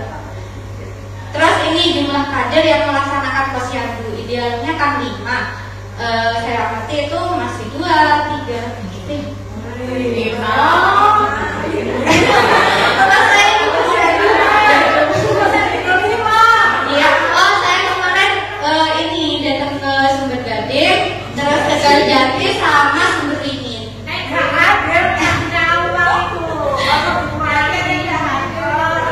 Mereka ada yang tidak hadir pas itu. Ya, kenapa paling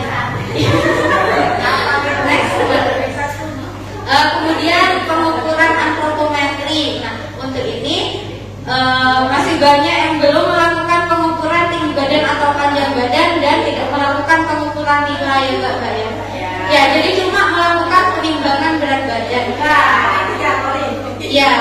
Jadi sebenarnya kan sudah dari tahun 2022 harus dilaksanakan semua ini, 3 ini. Tapi yang dilaksanakan sampai sekarang sampai tahun 2023 cuma penimbangan. Ya, jadi iya. Iya, jadi masalahnya itu ya ibu-ibu. Ibu bidan kendalanya itu. Nah ya, ini kemarin saya datang ke Posyandu Sumber Gading, Suringin dan Tegal Jati. Nah ini yang Tegal Jati kalau misalkan sudah punya timbangan digital, jadi daging sudah tidak diperkenankan untuk dipakai Posyandu. Ya, jadi ya harus timbangan digital. Next. Nah kendalanya kan alat ukur antropometrinya ini ya. Alat ukur antropometri kitnya ini kan kekurangan di setiap Posyandu, dan insya Allah tahun ini akan didistribusikan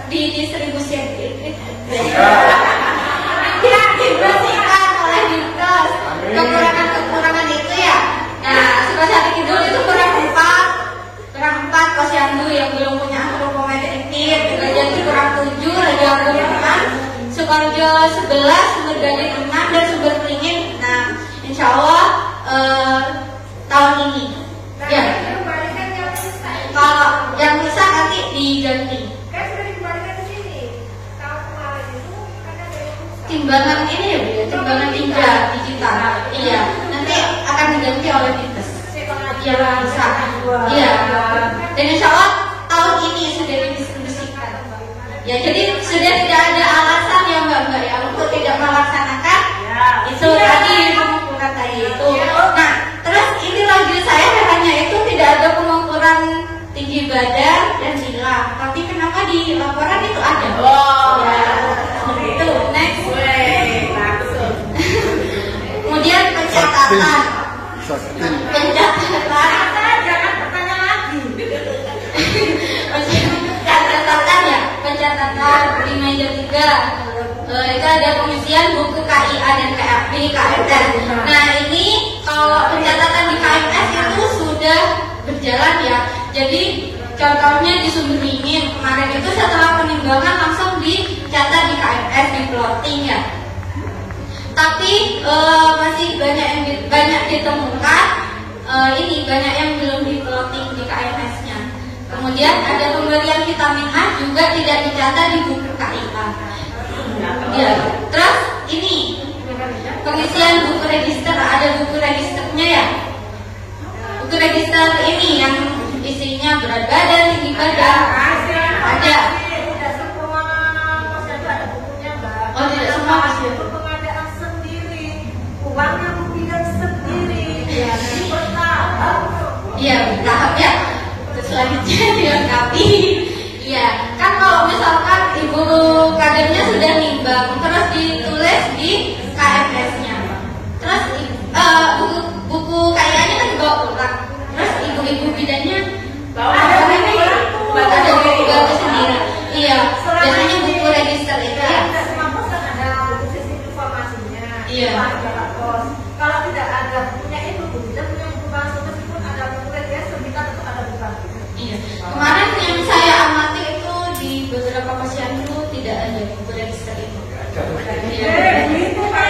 Iya. Buku bantunya juga tidak ada. Ada ini Sumber Gading.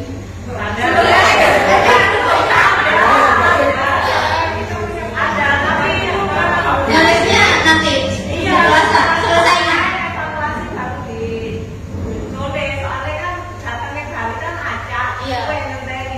Iya. Rahasia.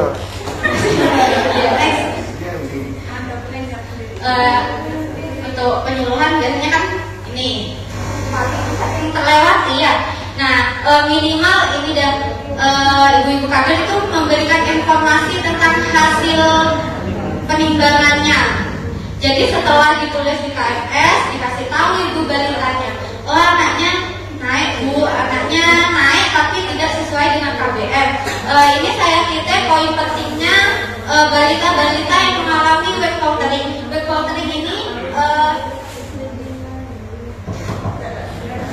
Weight faltering ini seperti balita-balita yang mengalami berat badannya naik tapi tidak sesuai dengan KBM, kemudian berat badannya tetap, kemudian berat badannya menurun. Nah, weight faltering ini adalah deteksi dini untuk mencegah ini undernutrisi seperti stunting, terus gizi kurang, gizi buruk kayak gitu ya. Jadi kalau misalkan si balita itu berat badannya tidak naik sesuai KBM terus menerus, kemudian berat badannya tetap terus menerus, kemudian berat badannya menurun atau memotong garis di bawahnya, itu akan terjadi nanti kalau terus menerus kayak gitu bisa terjadi stunting, gizi kurang, BBK kayak gitu ya. Ya, jadi harus terutama itu balita-balita itu dikasih penyuluhan. Ya. Next. Kemudian laporan gizi ya Mbak ya. Untuk laporan gizi itu saya deadline untuk ASP itu tanggal 22. Jadi ya. Biasanya Mbak itu posyandunya kan selesai di minggu ketiga ya. Untuk Sukoharjo gimana? Sudah selesai ya bisa ya. Iya, jadi tanggal 22. Iya. Minggu pertama selesai. Minggu pertama selesai. Soalnya saya harus upload PPP BBM itu nggak boleh lebih dari bulan itu. Jadi misalkan laporan bulan Juni saya uploadnya di bulan Juni kayak gitu. Terus untuk laporan pemberian TTD Mantri untuk perawat wilayah saya deadline tanggal 28 ya per triwulannya. Jadi bulan ini saya tunggu laporannya ya. Terus ini lagi. Jadi sebelum mengumpulkan laporan, ya terus sebelum mengumpulkan laporan itu harus dicek dulu, di cross check dulu. Jadi dibandingkan bulan sekarang dengan laporan bulan sebelumnya. Kalau saya mohon maaf hanya membandingkan jumlahnya saja. Kalau terbaiknya silakan di cross check sendiri ya, dibandingkan. Terutama gizi kurang sama stunting. Kalau misalkan ada terus menerus ada gizi kurang dan stunting baru, ini juga apa? Kan gizi kurang itu ini sasaran PMT kita, jadinya apalagi PMT-nya terbatas, jadinya ya itu sasarannya banyak, tidak ini terpenuhi ya PMT-nya. Next. Untuk cakupan vitamin A sudah bagus, targetnya itu 88%. Nah cakupannya itu mesti 100% ya semua desa. Nah biasanya kalau misalkan balita yang nggak datang ke posyandu itu dititipkan ke kader. Iya, dititipkan ke kader, dilakukan penimbangan dan cuma masih vitamin A yang nggak datang ke posyandu. Iya. Dititipkan ke kader ya? Iya. Terus dilakukan penimbangan enggak? Enggak. Iya. Ya. Laporannya sih. Laporannya ada.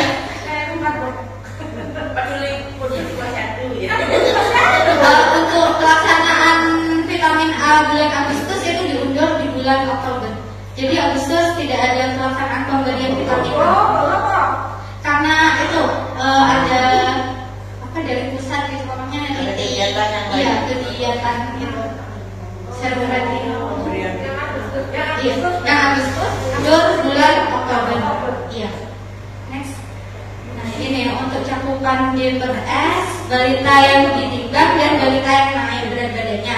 Targetnya untuk D/S itu 75%. Kemudian target untuk N/D itu 84%. Ini yang saya blok merah, ini masih kurang dari target ya, cakupannya. Jadi saya harap desa Sukasari Kidul sama Tegaljati untuk meningkatkan ini balita yang datang ke posyandu. Ya.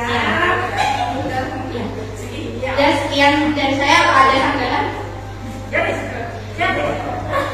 Semoga yang kurang bisa dilengkapi dan yang salah bisa dibenarkan dan yang baik dipertahankan. Akhir dari saya, assalamualaikum warahmatullahi wabarakatuh. Assalamualaikum warahmatullahi wabarakatuh. Dari apa yang sudah disampaikan teman-teman tadi, saya ingin buat ini ya, resume ya.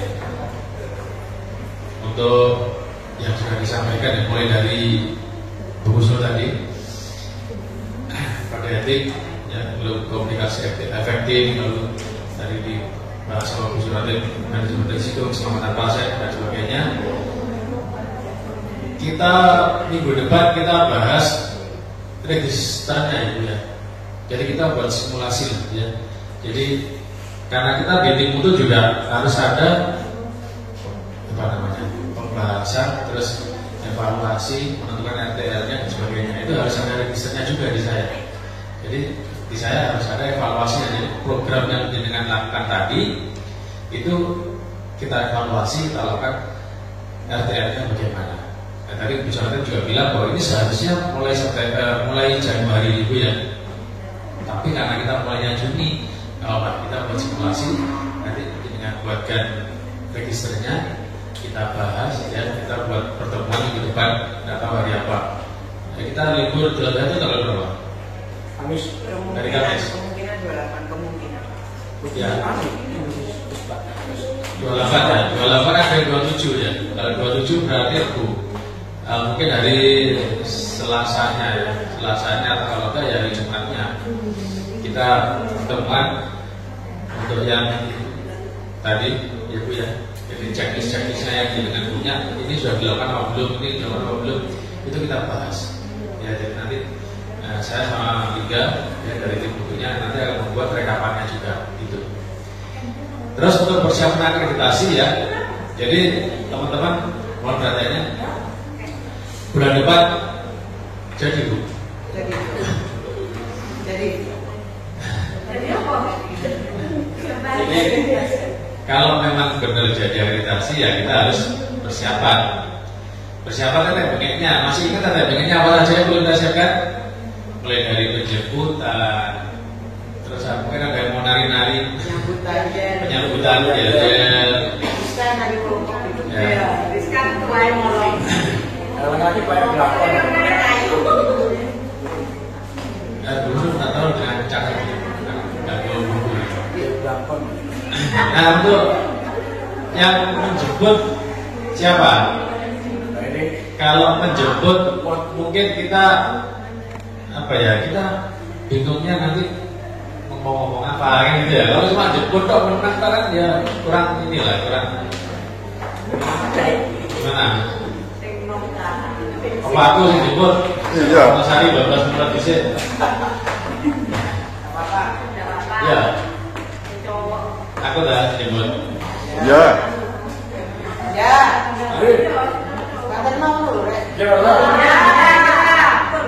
Ya, tak sepirani dhewe tak jempute dhewe.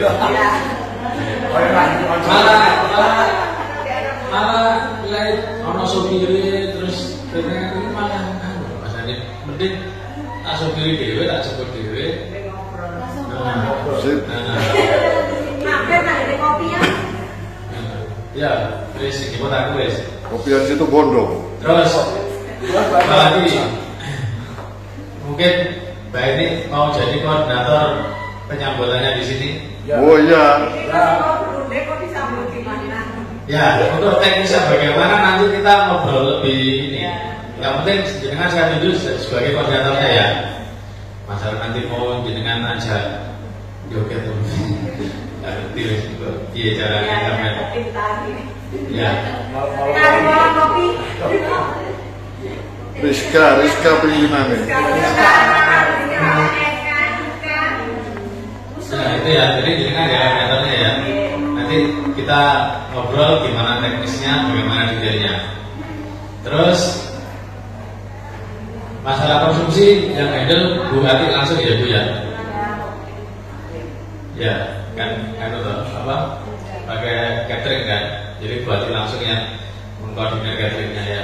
Nanti itu yang konsumsi itu ada Mbak Irma juga dan Bu Ati. Jadi karena rekanan yang menghubungi kan Bu Ati. Nanti teknis itu kan untuk penyajiannya, ya, Mbak Irma, ya. Nanti Mbak Irma bisa sing nyuguh-nyuguh kopi, jual-jual sampai garingan mali gak disuguh kopi. Kalau nanti Mbak Irma, ya, kita lihat situasikan. Ya, Mbak Irma, ya. Terus biasanya satu briefing, ya. Iya. Sama sih, kata tadi satu briefing. Saya belum saya coba. Kemarin dari teman-teman itu Mbak Kiki itu suaranya nyaman. Oh iya. Terus suaranya nyaman. Mbak Kiki.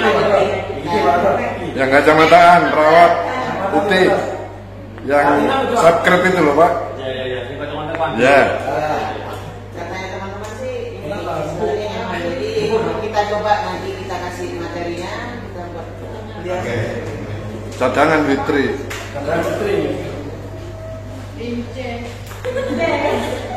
Terus apa lagi?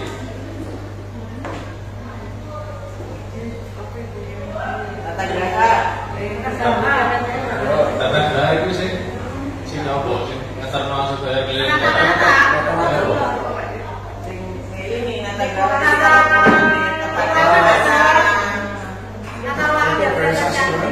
Pak Ustami. Oh, sama. Ayo. Mbak Irma wis anu mau penyajian mau konsumsi. Beda sama baru kan? Oh iya betul. Ya. Beda sama baru. Gimana? Ya. Ya. Bisa ya?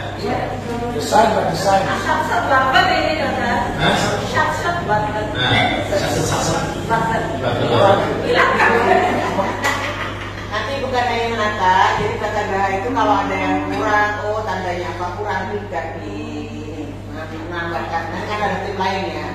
Jadi arah penunjuk jalannya kemana? Oh, sekarang diatur sedomel dia.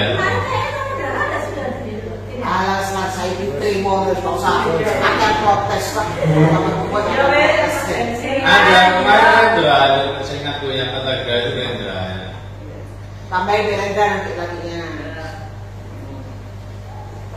Terus apa lagi? Dokumentasi. Dokumentasi jelas Pak Wahid lah.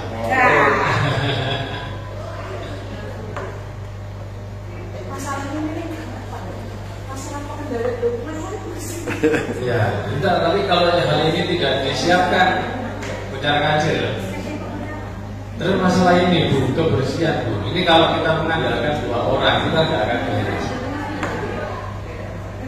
Bu Resi, Ya Bu. ada masukan? Tanggung jawab ruangan. Itu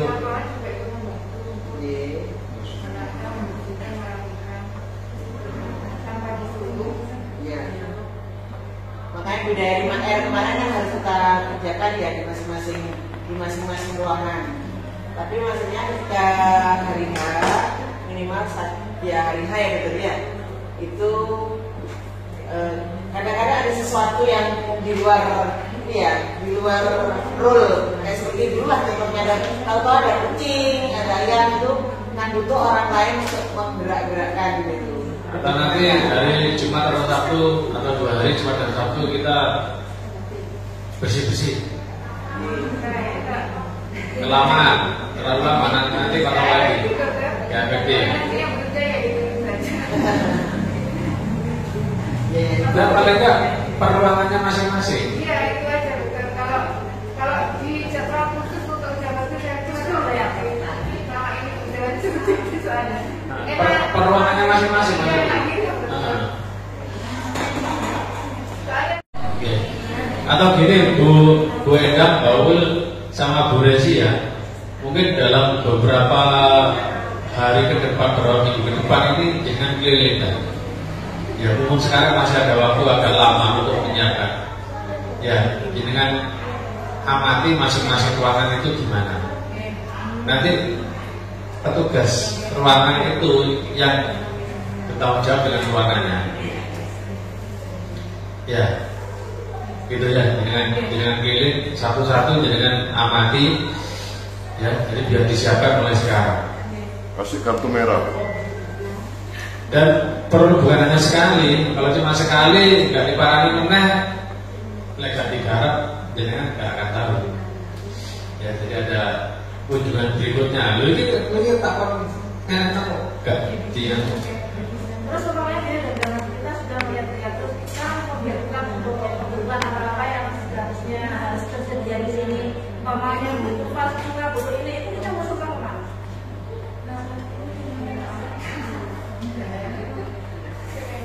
misteri yang belum terpecah.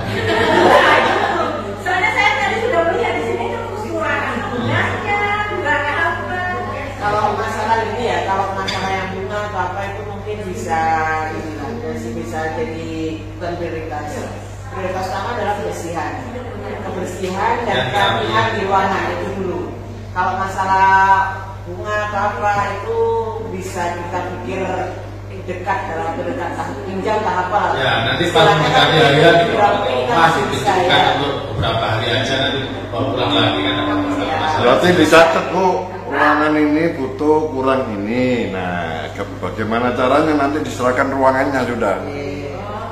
Nanti mungkin ya menjelang hari H bawa ke rumah hari apa kemarin itu boleh. Bisa. Ada disumbang orang gini. Kucing-kucing dirompin. Waktu sampai kucing mampus kami. Jadi gitu ya. Untuk yang pokok-pokok mungkin itu dulu. Jadi kita gabungkan lagi, nanti musyawarah lagi nanti bagaimana teknisnya ya. Yang mudahnya bagaimana ya. Untuk konstruksinya kan sudah ini ya pakai tekanan ya. Kalau konstruksi sudah ada masalah. Mungkin penambahan ya sedikit aja kalau iklan ini. Kan apa semacam oleh-oleh lah bisa. Itu yang belum. Ya, sabar. Sing siap no, jadi sendiri lah Bu. Nanti kita berdiskusi. Ya. Oke, jadi mau disiapkan apa gitu ya. Untuk yang penyambutan itu kalau dulu kita ya bagaimana kalau kita libatkan, tapi saya masih belum paham misalnya libatkan masyarakat untuk dalam penyambutan. Contoh mungkin anak SD kan SD atau lansia dalam ya PAUD tanpa melakukan apa, sehingga memang kita itu kita nampak juga bahwa kita selama ini melakukan pembinaan ke institusi tersebut, sehingga kan ada buktinya gitu loh. Mungkin Mbak Mega atau ini lansia, senang lansia di dalam sini mungkin. Kalau nanti teman-teman pikirkan, kira-kira apakah lansia, apakah remaja, apakah anak SD yang bisa, iya ya akan dilibatkan di dalam ini, karena kan kita harus melibatkan. Apakah remaja dan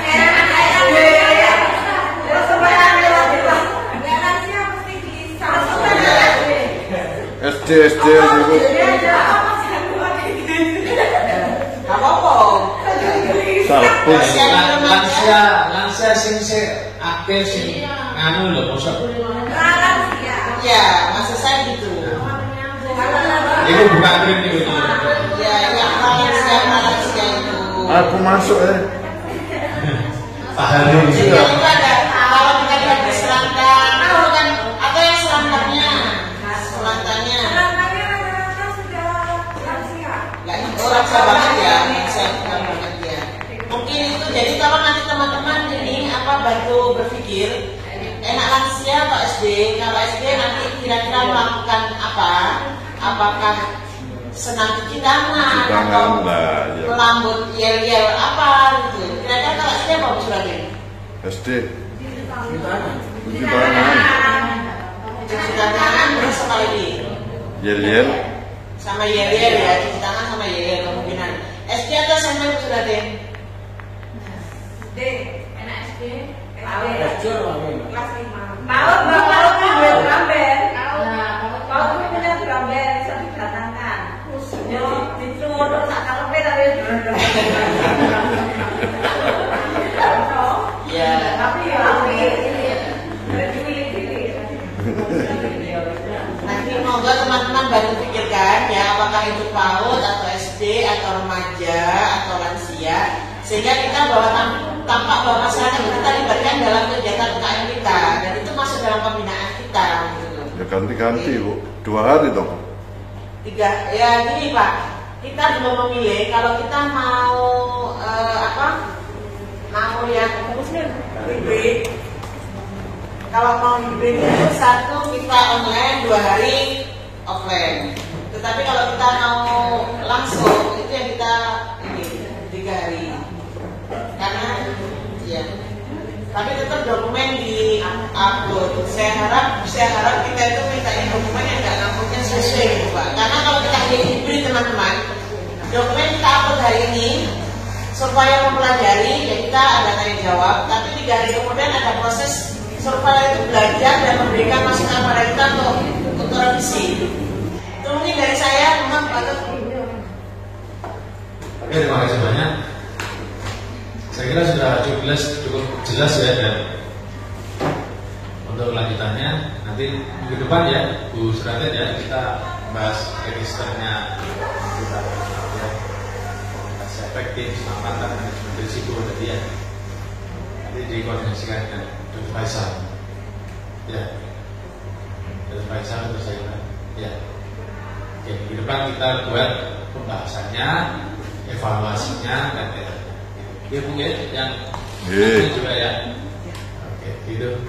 Baik, alhamdulillah kita sudah melaksanakan pertemuan hari ini dengan baik, dan semoga apa yang kita bahas pada siang hari ini menjadi sebuah hal yang bermanfaat untuk kinerja kita.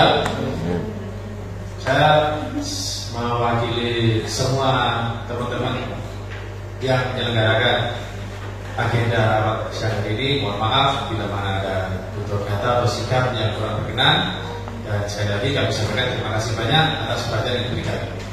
Assalamualaikum warahmatullahi wabarakatuh. Waalaikumsalam warahmatullahi wabarakatuh. Salam sehat. Tetap semangat. Salam sehat. Tetap semangat.